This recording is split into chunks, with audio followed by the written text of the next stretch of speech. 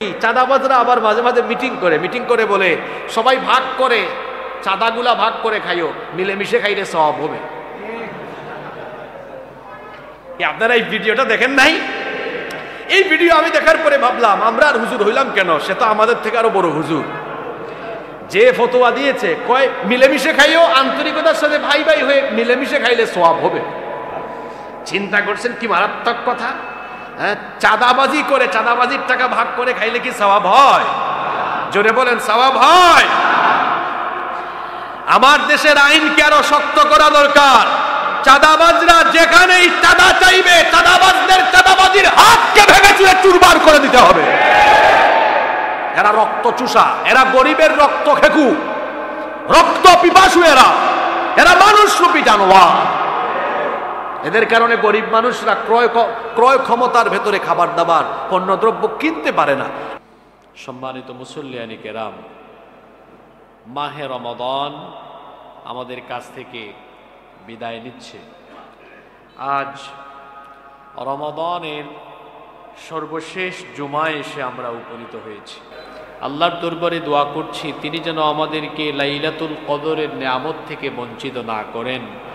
আল্লাহ যেন আমাদের সবাইকে লাইলাতুল কদর নসিব করে দেন, আমরা বলি আমিন। সম্মানিত মুসল্লিয়ানি কেরাম, রমাদানের বিদায় লগ্নে ঈদ উল ফিতরের পূর্বে আমরা সাধারণত যে আমলটি সকলে করি সেটা হলো ফিতরা। আমাদের দেশে মানুষ যেটাকে ফিতরা বলে, হাদিসের পরিভাষায় সেটিকে বলা হয় সাদাকাতুল ফিতর বা যাকাতুল ফিতর। এই ফিতরা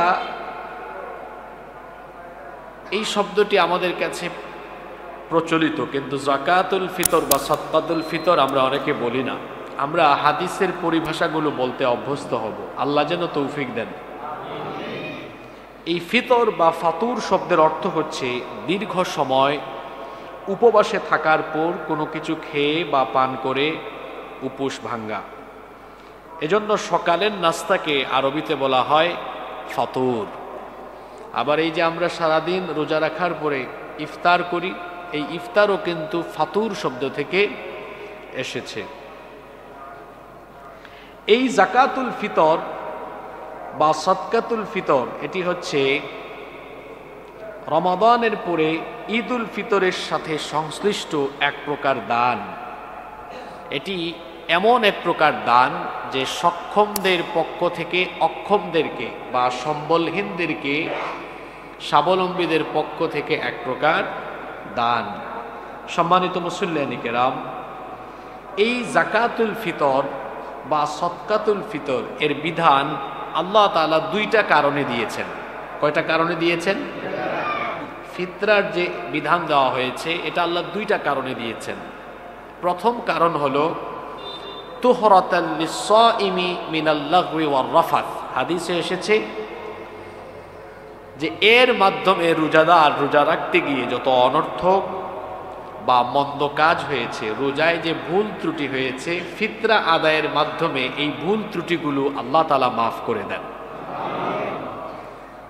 যাদের টিন শেডের বাড়ি আছে, টিন শেড, দেখবেন টিনে যখন জং ধরে, টিনে জং ধরে না, টিনে যখন জং ধরে তখন টিনের চালে ছিদ্র হয়ে যায়, তখন মিস্ত্রি এসে ওই ছিদ্র কি করে বন্ধ করে? পুডিং মারে। মিস্ত্রি এসে পুডিং মেরে ওই ছিদ্র বন্ধ করে। ফিতরা হলো ওই পুডিংয়ের মতোই কাজ করে। অর্থাৎ আমরা যে সারা মাস রোজা রাখি, আমরা তো মানুষ, মানবীয় দুর্বলতার কারণে আমাদের অনেক ভুল ভ্রান্তি, ভুল ত্রুটি হয় কি হয় না? টিনের চালের ছিদ্র যেমন পুডিং দিয়ে বন্ধ করে দেওয়া হয়, সারা মাস রোজা রাখতে গিয়ে মানবীয় দুর্বলতার কারণে আমাদের যে ত্রুটি বিচ্যুতি হয়েছে, ফিতরা আদায়ের মাধ্যমে আল্লাহ এই ভুল ত্রুটি মাফ করে দিয়ে আমাদের রোজাগুলোকে আল্লাহ কবুল করে নেন। তাহলে ফিতরার এক নাম্বার উদ্দেশ্য হলো, আমরা হাদিস থেকে জানলাম, তুহরাতাল লিস-সাইমি মিনাল লাগওয়ি ওয়ার রাফাত। অনর্থক, ফাহেসা, কাজ থেকে রোজাদারকে পবিত্র করবার জন্য আল্লাহ এই ফিতরার বিধান দিয়েছেন। 2, ফিতরার এই বিধান দেওয়ার দ্বিতীয় কারণ হলো তু'মাতাল লিল মাসাকিন, এর মাধ্যমে ঈদের দিনে মিসকিনদের ঈদের খাবারের ব্যবস্থা হয়ে যায়। আপনার না হয় পয়সা আছে, আপনার টাকা আছে, ঈদের দিনে আপনি হরেক রকমের খাবার দাবার খান, ভুরি ভোজন হয়। কিন্তু আমাদের আশেপাশে তো অনেক মানুষ আছে যারা ঈদের দিনে খাবার কিনে খাওয়ার মতো কোনো সামর্থ্য নেই। ইসলাম বৈষম্যহীন একটি সমাজ প্রতিষ্ঠা করতে চায়। ফিতরার এই বিধান দেওয়া হয়েছে তু'মাতাল লিল মাসাকিন।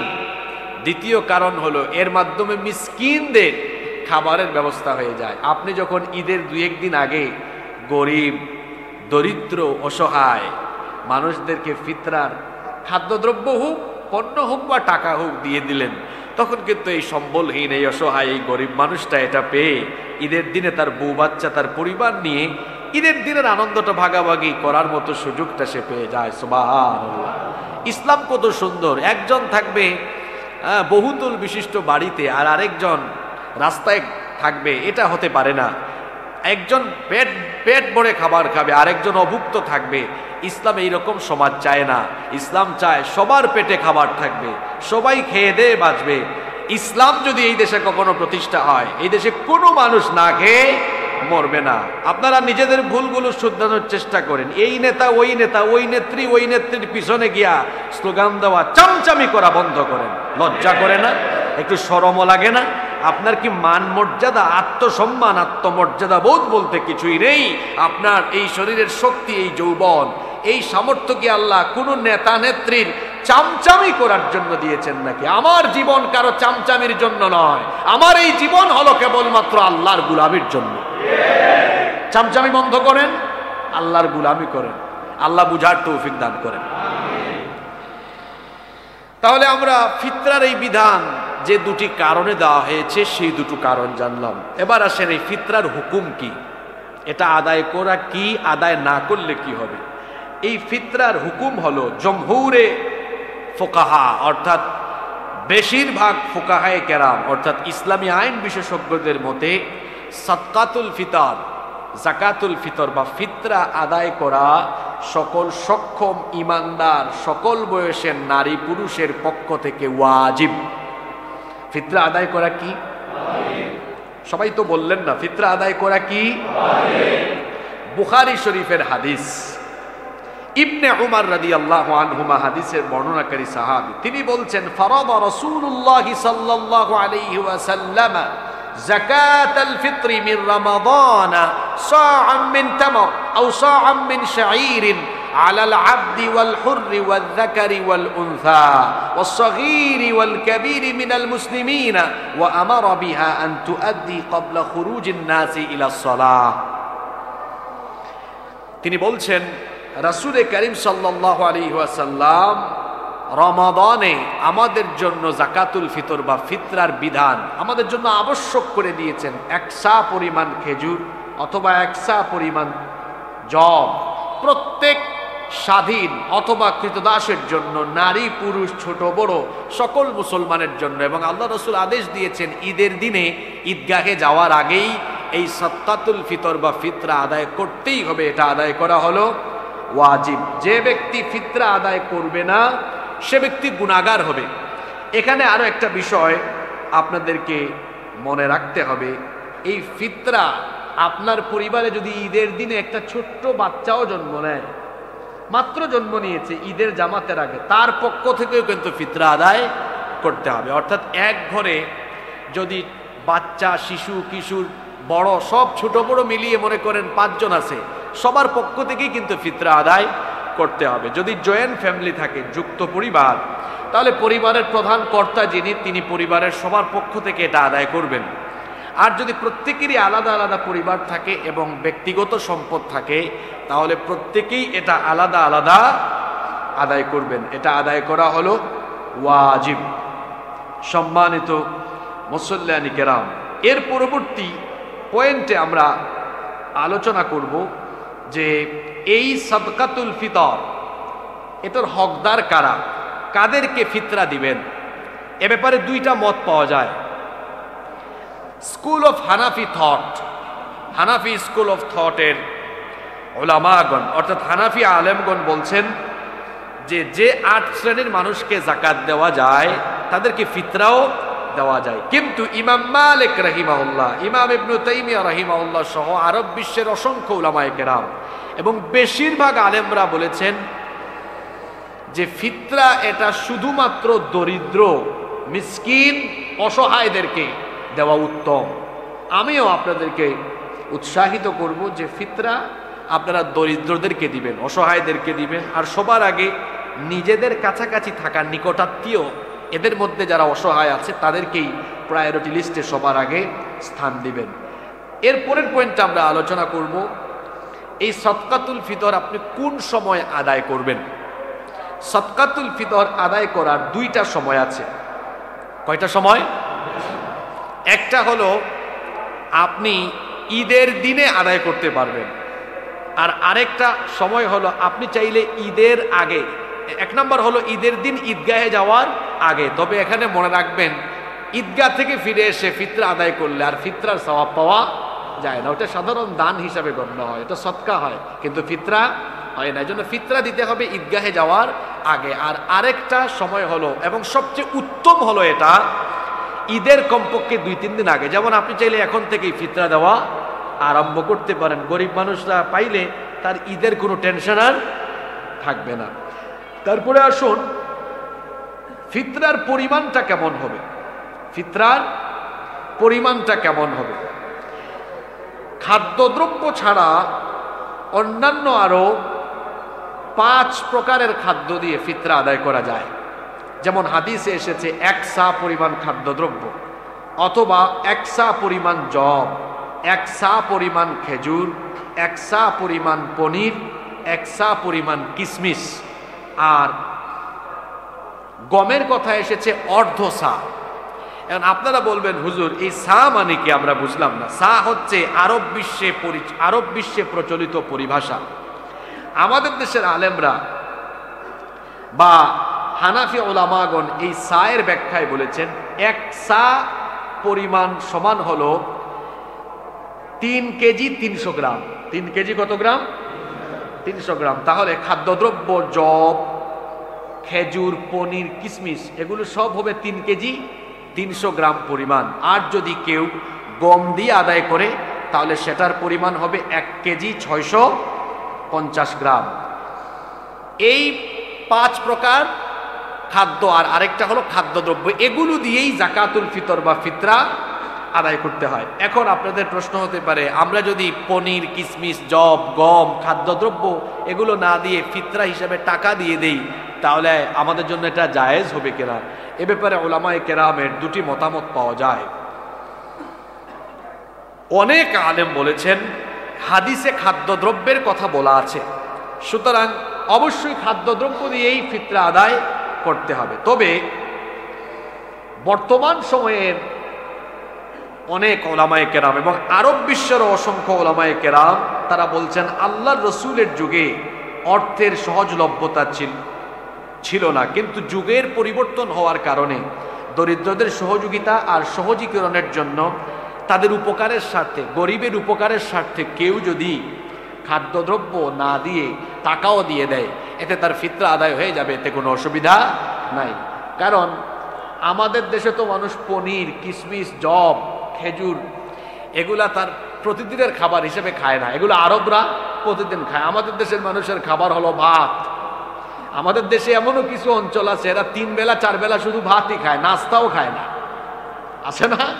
মানে ভাতের উপর দিয়ে জীবন চলে, শুধু ভাত আর ভাত। আপনি তার ঘরে নিয়ে দিলেন যব, তার ঘরে নিয়ে দিলেন পনির, কিশমিশ, এটা কি খাবে না তাকায় থাকবে?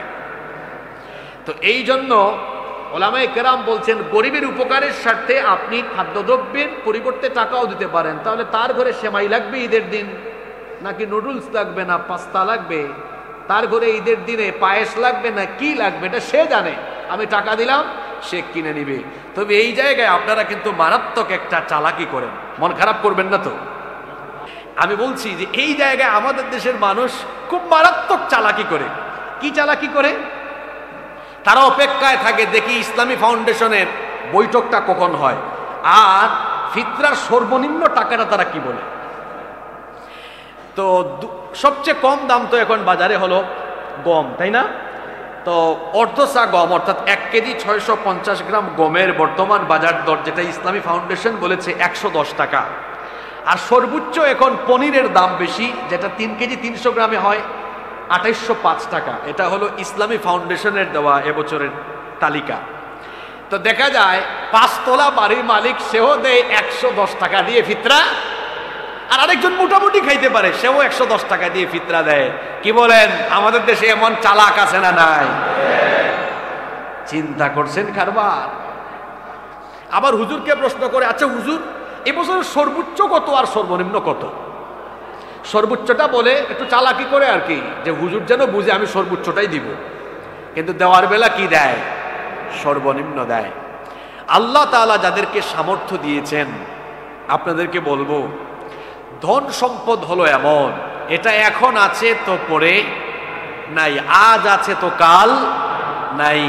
সম্পদ এমনই, এটা হাতে আছে থাকবে, এর কোনো নিশ্চয়তা নেই। সকালবেলার ধনীকে বিকেল বেলার রাস্তার ফকির যিনি বানিয়ে দিতে পারেন তিনি কে?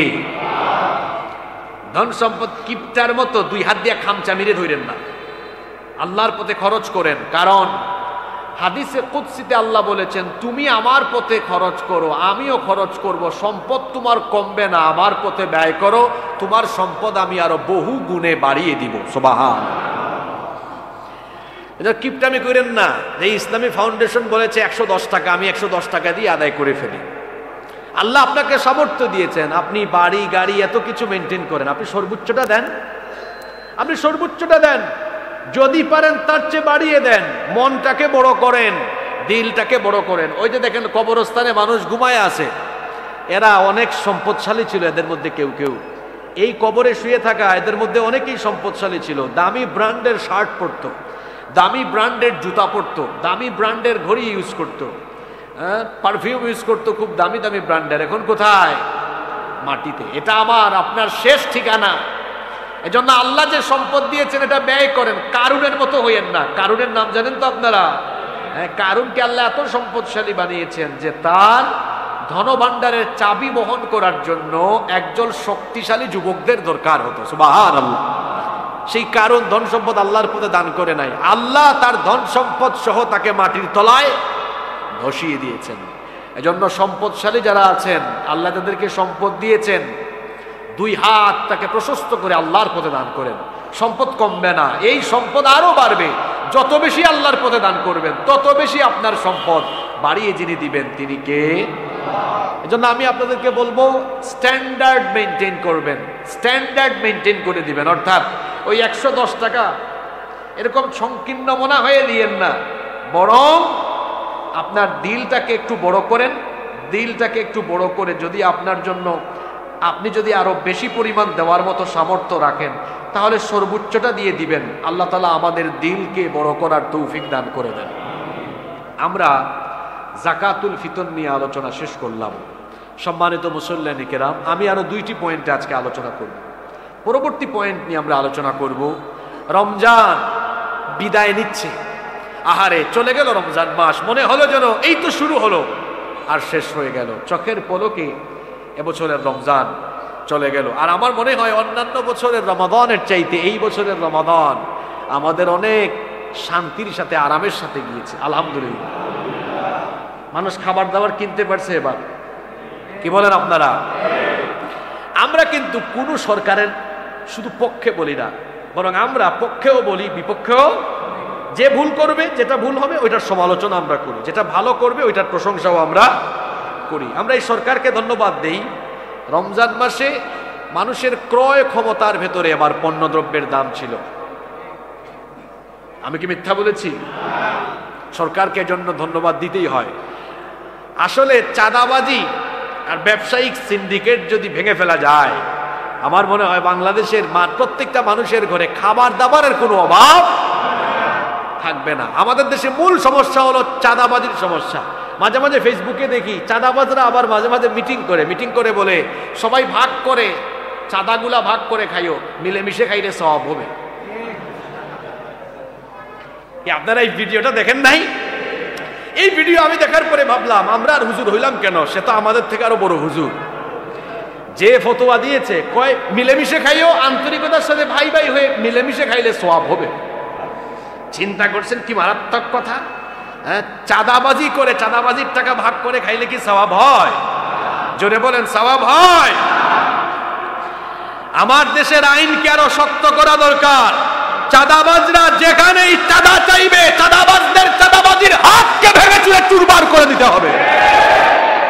এরা রক্ত চুষা, এরা গরিবের রক্ত খেকু, রক্ত পিপাসু, এরা মানুষ রূপী জানোয়ার। এদের কারণে গরিব মানুষরা ক্রয় ক্ষমতার ভেতরে খাবার দাবার পণ্যদ্রব্য কিনতে পারে না। আমার দেশে কি সম্পদের অভাব আছে? উত্তরবঙ্গে গিয়ে দেখেন, দেশের দক্ষিণাঞ্চলে যান, বিশেষ করে উত্তরাঞ্চলে এত পরিমাণ চাষাবাদ হয়, কৃষকরা ওখানে ন্যায্য মূল্য পায় না। মাঝখানে চাঁদাবাজদের দল আর সিন্ডিকেটরা চেটে পুটে খেয়ে ফেলে, অথচ কৃষক তার ন্যায্য মূল্য পায় না। আল্লাহ আমার এই দেশকে হেফাজত করে। রমজান তো চলে যাচ্ছে, রমজান আমাদের থেকে বিদায় নিচ্ছে, বিদায় লগ্নে রমজান আমাদেরকে কি শিখিয়ে যাচ্ছে? আমি 8টা পয়েন্ট সংক্ষেপে বলছি। রমজান আমাদেরকে কি শিখিয়ে গেল, কি শিখিয়ে যাচ্ছে? 1 নাম্বার, রমজান আমাদেরকে নিজের নফসকে নিয়ন্ত্রণ করার শিক্ষা দিয়ে গেল। নিজের নফসকে নিয়ন্ত্রণ করা। রমজান মাসে রোজা রেখেছে একজন যুবক, তার হাতে মোবাইল, ফেসবুকে ছিল, হঠাৎ করে একটা বাজে ভিডিও চলে এসেছে, তাড়াতাড়ি করে ভিডিওটা স্ক্রল করে স্কিপ করে গিয়েছে। আরেকজন বলল, দোস্ত দেখলে না কেন? কয় আমি না রোজা। সুবহানাল্লাহ পড়বেন না?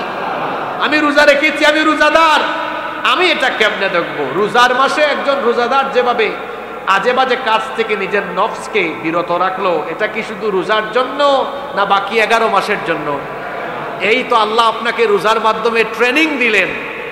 ট্রেনিং গ্রহণের পরে মানুষের দায়িত্ব শুরু হয় না শেষ হয়? আপনার দায়িত্ব এখন শুরু হবে। শয়তান কিন্তু জামিন পেয়ে যাবে। শয়তান তো বন্দী ছিল, তার জামিনের টাইম চলে আসতেছে। এই শয়তান যেন জামিন পেয়ে আমাকে আপনাকে আগের জায়গায় ফিরিয়ে নিতে না পারে। রমজান এসেছে আমাদেরকে পরিবর্তন করার জন্য। আমরা যাতে এই পরিবর্তনকে ধরে রেখে আমরা যেন বাকি জীবন দিনের উপরে অটল থাকতে পারি, নিজের নফসকে যেন আমরা কন্ট্রোল করতে পারি, আল্লাহ আমাদেরকে তৌফিক দান করেন। 2, রমজান আমাদেরকে ক্ষুধার্ত মানুষের ক্ষুধার অনুভূতি বুঝার শিক্ষা দিয়েছে। এই যে সুবহে সাদেক থেকে নিয়ে শুরু করে ইফতার পর্যন্ত না খেয়ে থাকলাম, দুপুরবেলা বিকেলবেলা ক্ষুধা লাগে, পানির পিপাসা লাগে। আজকে তো যে রোদ পড়েছে, যারা বাইরে আছে খুব পিপাসা লাগবে। যতই পিপাসা লাগুক, আমরা কি পানি পান করি? পানি পান করি না। আজকে যে গরম পড়তেছে, আমার মনে হয় আজকে রোজা না হইলে এই মসজিদে বসেই কয়েক ঢুক পানি পান করতো। কিন্তু আমরা তো পানি পান করব না, কারণ আল্লাহ বলেছেন সুম্মা আতিম্মুস সিয়ামা ইলাল লাইল, সন্ধ্যা পর্যন্ত এই রোজাকে পরিপূর্ণ করতে হবে। এই যে রমজান মাসে ক্ষুধা লাগে, আমাদের ক্ষুধার কষ্টটা আমরা বুঝলাম, বাকি 11 মাস তো বুঝি না। চট্টগ্রামের মানুষ তো 2 বেলা ভাত খাবে, কিন্তু 3 বেলা 4 বেলা আবার নাস্তাও খাবে। এত খাবার দাবার, হ্যাঁ, ঘুম থেকে ওঠার পর ঘুমানোর আগ পর্যন্ত খাবারের পরে খাবার আসে। কিন্তু কত মানুষ 2 বেলা খেতে পারে না, 1 বেলাও খেতে পারে না। আপনি যে খাবার খেতে পারেন, কিন্তু অন্য মানুষ যে খাবার খেতে পারে না। ক্ষুধা পেটে থাকলে কি কষ্ট হয়, ক্ষুধার্ত মানুষের ক্ষুধার কষ্ট রমজান আপনাকে শিখিয়ে গেল। রমজানের পরে ওই যে রাস্তাঘাটে বা আমাদের আশেপাশে অসহায়ের মতো জীবনযাপন করো অনেক মানুষ আছে, যাদের ঘরে খাবার থাকে না, এদের ঘরে আপনি একটু নজর দিয়েন। ক্ষুধার্ত মানুষদের খাবারের ব্যবস্থা আপনি করে দিয়েন। কারণ হলো ইসলামের মধ্যে যতগুলো ভালো কাজ আছে, তার মধ্যে অন্যতম একটা ভালো কাজ হলো মানুষকে খাওয়ানো। 3 নাম্বার, রমজান মাসে আমরা ইফতার মাহফিল করেছি, মানুষকে খাইয়েছি। মানুষকে খাওয়ানোর পরে আমরা হৃদয়ে এক ধরনের আনন্দ অনুভব করেছি। এটা আমরা অব্যাহত রাখবো, ধরে রাখবো। মানুষকে খাওয়ানো সওয়াবের কাজ। রমজানের পরেও আমরা সুযোগ পেলেই আমরা মানুষকে আপ্যায়ন করব, মানুষকে খাওয়াবো। কারণ আল্লাহ রসুল বলেছেন ইসলামের মধ্যে যে ভালো কাজগুলো আছে, যেগুলো করলে নিরাপদে জান্নাতে যাওয়া যায়, আল্লাহ রসুল বলেছেন আইয়ুহান নাস, হে মানব জাতি, আফসুস সালাম, সালামের ব্যাপক প্রচলন করো। ওয়া আতঈমুত তাআম, সামর্থ্য থাকলে মানুষকে খাওয়াও। ওয়াসাল্লু বিল্লাইলি ওয়ান নাসু নিয়াম, রাতে মানুষ যখন ঘুমায় তখন নামাজে দাঁড়িয়ে যাও, তাহলে তাদখুলুল জান্নাতা বিসালাম, নিরাপদে আল্লাহর জান্নাতে চলে যেতে পারবে। সুবহানাল্লাহ। আমরা এই আমলটা ধরে রাখবো। 4 নাম্বার, রমজান আমাদেরকে নিজের চরিত্র গঠন করার শিক্ষা দিয়ে গেল। এই যে রমজান মাসে আমরা নিজেদের চরিত্রকে উন্নত হিসাবে গড়ে তুলবার জন্য প্রাণান্তকর প্রচেষ্টা করেছি। আর সুদ, ঘুষ, অন্যায়, অনাচার থেকে আমরা, পাপাচার থেকে নিজেকে যেরকম সেফ রাখলাম, বাকি 11 মাস আমরা এরকম থাকবো। ওই যে খালে বিলে হাওরে বাওয়ারে বাইম মাছ থাকে, বাইম মাছ চিনেন না আপনারা? বাইম মাছ এটা থাকে কোথায়? কাদায়। কাদায় বাইম মাছ থাকে কোথায়? কাদায়। কিন্তু আপনারা বলেন তো, কাদা থেকে উঠাইয়া এই বাইম মাছকে যখন আপনারা চট্টগ্রামে এটাকে খালই বলেন না খলই বলেন? ওই যে মাছ যে রাখে, অনেক অঞ্চলে খালই বলে বা খলই বলে। তো এই যে বাইম মাছ থাকে কাদায়, এটাতে টেনে বের করে যখন মাছের পাত্রে বা খালই বা খলইয়ে রাখা হয়, তার গায়ে কি কোনো কাদা থাকে? কাদা থাকে? চট্টগ্রামের মানুষ, আপনারা তো সাগর অঞ্চলের মানুষ, বাইম মাছ অনেকে চিনেন না, হয়তো ফেনী, নোয়াখালী, লক্ষ্মীপুরে যাদের বাড়ি আছে, বাইম মাছ তো সবাই চিনেন আপনারা। এটা থাকে কাদায়, কিন্তু তুললে পরে দেখা যায় তার গায়ে কোনো কাদা নাই, একেবারে পরিচ্ছন্ন। মোমেন ওই বাইম মাছের মতো থাকবে, অর্থাৎ বাইম মাছ কাদায় থেকেও যেমন তার গায়ে কাদা থাকে না, আমার আপনার সামনে পিছনে ডানে বামে গুনাহ, কিন্তু এই গুনাহ যেন আমাকে টাচ করতে না পারে, স্পর্শ করতে না পারে, এমন ভাবে আমি জীবন পরিচালনা করব। এটাই হলো মুত্তাকি বান্দার পরিচয়। সুবহানাল্লাহ। আল্লাহ যেন আমাদেরকে তাকওয়াবান বানিয়ে দেন। নাম্বার 5 নাম্বার, রমজান আমাদেরকে আল্লাহর আনুগত্যের ভিত্তিতে জীবন গড়ার শিক্ষা দিয়ে গেল। আনুগত্য মোতাবেক এই যে ইবাদত বন্দেগী আমরা করলাম রমজানে, এই ইবাদত রমজানেই যেন শেষ হয়ে না যায়। ওয়া'বুদ রাব্বাকা হাত্তা ইয়াতিয়াকাল ইয়াকিন, আল্লাহ বলেছেন মৃত্যু পর্যন্ত ইবাদত করতে হবে কার? 6 নাম্বার, অনেকেই এই রমজানে 5 ওয়াক্ত নামাজি হয়ে গেছেন, আলহামদুলিল্লাহ। অবশ্য কিছু মানুষ ট্রল করছে, দেখছো রমজানের মুসল্লি হয়ে গেছে। ট্রল করিয়েন না, কারণ এমনও হইতে পারে এটাই তার জীবনের পরিবর্তন। রমজান তো এসেছে মানুষকে পরিবর্তন করার জন্য। এই রমজানে দেখবেন মানে ফিল আপ হয়ে যায় মসজিদ। কালকে কিয়ামুল লাইলে আপনারা দেখেছেন গোটা মসজিদ ফিল আপ হয়ে, তারপরে মসজিদের বারান্দা উঠান ফিল আপ হয়ে। আমি শুনলাম যত মানুষ এসেছে প্রায় সমপরিমাণ মানুষ আবার জায়গা না পেয়ে ফিরে গিয়েছে। এই যে রমজান মাসে নামাজের প্রতি আপনাদের যে আকর্ষণ ছিল, এই আকর্ষণ বাকি 11 মাসও ধরে রাখার দরকার আছে না নাই? বিশেষ করে 5 ওয়াক্ত নামাজ যেন কাজা না হয়। এরপরে 7 নম্বর, এই যে কিয়ামুল লাইল, রাতের নামাজ আদায় করলেন, রমজানের পরেও এই রাতের নামাজ তাহাজ্জুদের সাথে সম্পর্ক রাখবেন, কারণ আল্লাহর রাসূল বলেছেন এই নামাজ বান্দাকে আল্লাহর নৈকট্যশীল, আল্লাহর প্রিয় বান্দায় পরিণত করে দেয়। সুবহানাল্লাহ। 8 এবং সর্বশেষ হলো, রমজান যে বিষয়গুলো শিখিয়ে গেল, 8 নাম্বার হলো এই রমজান মাসে আপনারা কোরআন তিলাওয়াত করেছেন, কোরআনের সাথে সম্পর্ক রেখেছেন, কিন্তু রমজান শেষ হওয়ার সাথে সাথে কি আমরা কোরআনকে বাড়ির ওই যে আপনার টাঙের উপরে বা ঘরের কোনো উঁচা জায়গায় আমরা কি রেখে দিব? না, বাকি 11 মাস এমনকি আজীবন মৃত্যু পর্যন্ত আমরা এই কোরআন তেলাওয়াত করে কোরআনের সাথে সম্পর্ক রেখে আমরা আমাদের জীবন পরিচালনা করব ইনশাআল্লাহ। এই যে 8টি শিক্ষা যা আমাদেরকে রমজান শিখিয়ে গেল, শিক্ষা দিয়ে গেল, আমরা যেন এগুলো আমাদের জীবনে প্রতিফলিত করতে পারি। আল্লাহ সবাইকে তৌফিক দান করেন। সর্বশেষ পয়েন্টে আমরা আজকে আলোচনা করব ঈদ উল ফিতর আমাদের সামনে সমাগত। ঈদ এই শব্দটি হচ্ছে আরবি, এটি আউদুন থেকে এসেছে, যার অর্থ হলো আদা ইয়াউদু, মানে ফিরে আসা। যেহেতু ঈদ বছর ঘুরে বারবার ফিরে আসে, এজন্য আরবিতে এটাকে বলা হয় ঈদ। আবার এর আরেকটা অর্থ হলো আনন্দ, উৎসব। মানুষের বৈচিত্র্যময় জীবনের ক্লান্তি দূর করার জন্য উৎসবের, আনন্দের দরকার হয়। ইসলাম উৎসব বা আনন্দের বাহিরে নয়, ইসলামও উৎসব বা আনন্দের ব্যবস্থা করে দিয়েছে। আনন্দ আর উৎসবের সুযোগ পেলে মানুষ কিন্তু সামাজিকতা এবং আন্তরিকতার বন্ধনকে আরো মজবুত করতে পারে। এক একটা উৎসবে, এক একটা আনন্দের দিনে দেখা যায় নিজেদের পরিবার পরিজন ছাড়াও অনেক আত্মীয় স্বজনের সাথে দেখা সাক্ষাৎ হয়, যেটা বছরের অন্য সময়ে হয় না। এই যে ঈদে যারা বাড়ি এসেছেন বা বাড়ি যারা যাবেন, গ্রামে যারা যাবেন, দেখবেন সারা বছর দেখা হয় নাই, এমন বহু আত্মীয় স্বজনের সাথে দেখা হয় কি হয় না? এটা উৎসবের কারণে, আনন্দের কারণে, উৎসবের দিন আসলে পরে হয়। তো ইসলাম উৎসবের বাহিরে নয়। আল্লাহ রসুল বলেছেন লিস্সাইমি ফারহাতানি, রোজাদারের জন্য দুইটা আনন্দের মুহূর্ত রয়েছে। ফারহাতুন ইনদা ফিত্রিহি, একটা হলো ঈদুল ফিতরের সময়, কোনো ব্যাখ্যায় এসেছে ইফতারের সময়, আর কোনো ব্যাখ্যায় এসেছে ঈদুল ফিতরের সময়। সারা বছর সারা মাস রোজা রেখে ঈদের দিনে জামা কাপড় গায়ে দিয়ে আতর মেখে ঈদগাহে গেলে যে আনন্দ লাগে, এটা যারা রোজা রাখে নাই তারা এই আনন্দ বুঝতে পারবে না।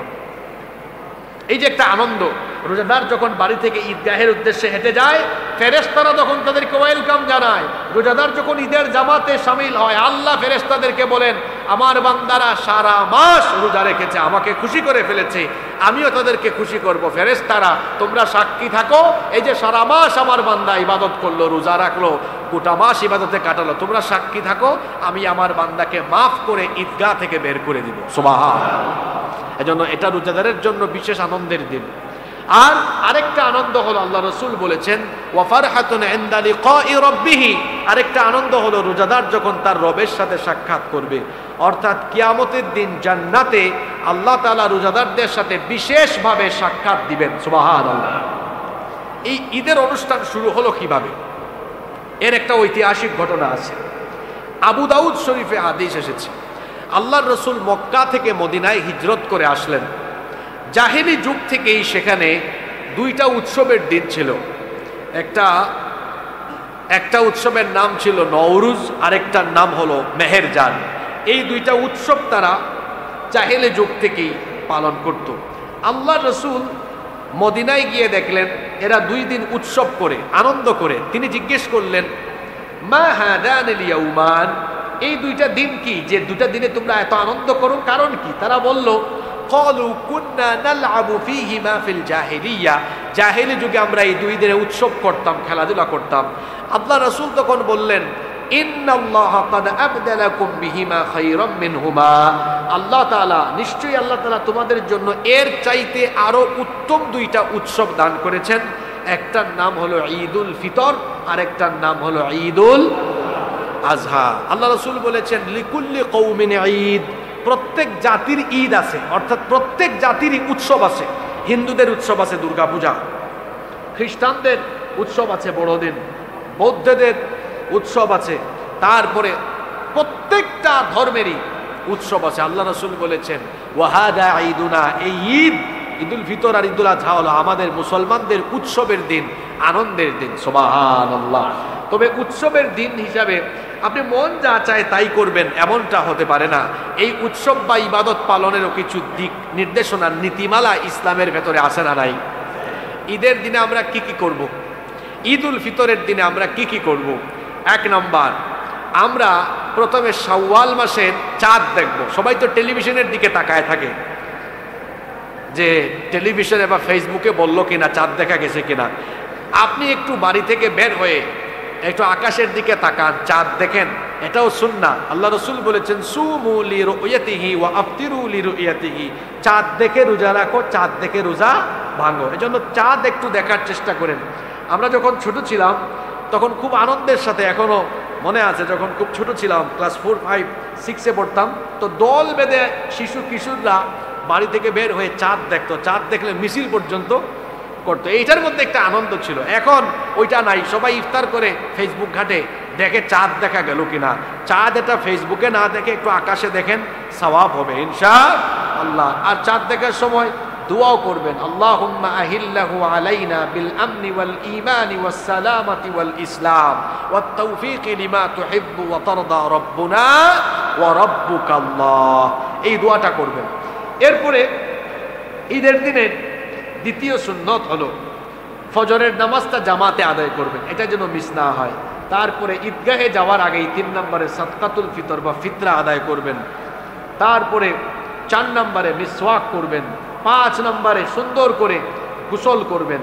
6 নম্বরে আপনার কাছে থাকা সবচেয়ে সুন্দর জামাটি গায়ে দিয়ে আপনি ঈদগাহে যাবেন। তারপরে 7 নম্বর হলো তাকবীর দিতে দিতে ঈদগাহে যাবেন। 8 নম্বর সুগন্ধি ব্যবহার করবেন। সুগন্ধিটা আল্লাহ রসুল খুব পছন্দ করতেন, তিনি ব্যবহার করতেন আতর। এজন্য পকেটে সবসময় একটু আতর রাখবেন, হাতের মধ্যে দিবেন, একটু জামা কাপড়ে দেখবেন একটু আতর রাখবেন। আতরের দাম তো খুব বেশি না, তাই না?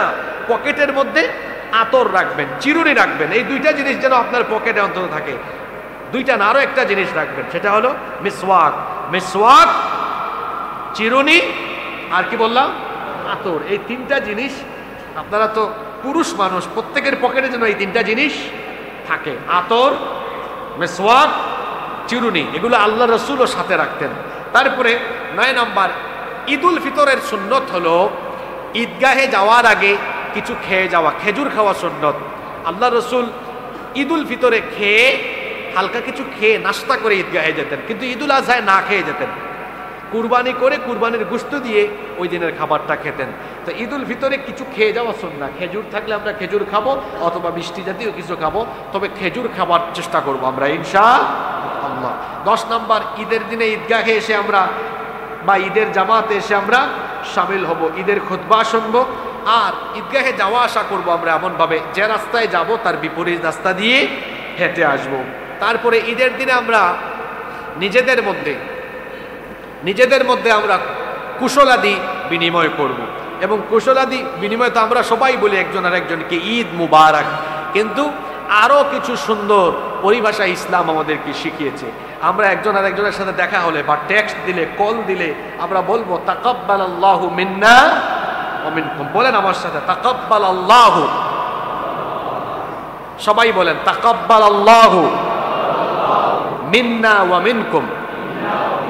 আবার বলেন তাকাব্বালাল্লাহু মিন্না ওয়া মিনকুম, তাকাব্বালাল্লাহু মিন্না ওয়া মিনকুম।